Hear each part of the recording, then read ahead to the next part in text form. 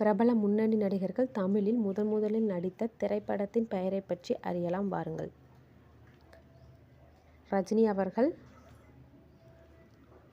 1975 அபூர்வ ராகங்கள் என்ற திரைப்படத்தை நடித்தார். கமலஹாசன் அவர்கள்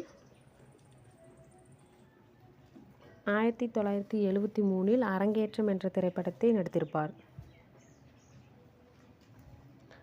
ராம்கி அவர்கள் 1987 சின்ன பூவே மெல்ல பேசு என்ற திரைப்படத்தை நடித்திருப்பார். விக்ரம் அவர்கள் 1990 என் காதல் கண்மணி என்ற திரைப்படத்தில் நடித்திருப்பார். பார்த்திபன் அவர்கள்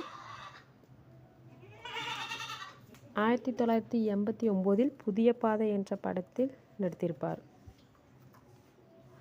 பிரபு அவர்கள்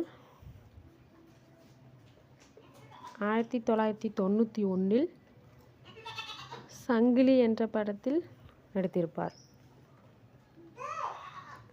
அஜித்குமார் அவர்கள் என் வீடு என் கணவர் என்ற படத்தில் நடித்திருப்பார். விஜய் அவர்கள் 1984 வெற்றி என்ற படத்தில் சின்ன குழந்தையாகவும் 1988 எங்கள் நீதி என்ற படத்தில் நடித்திருப்பார்.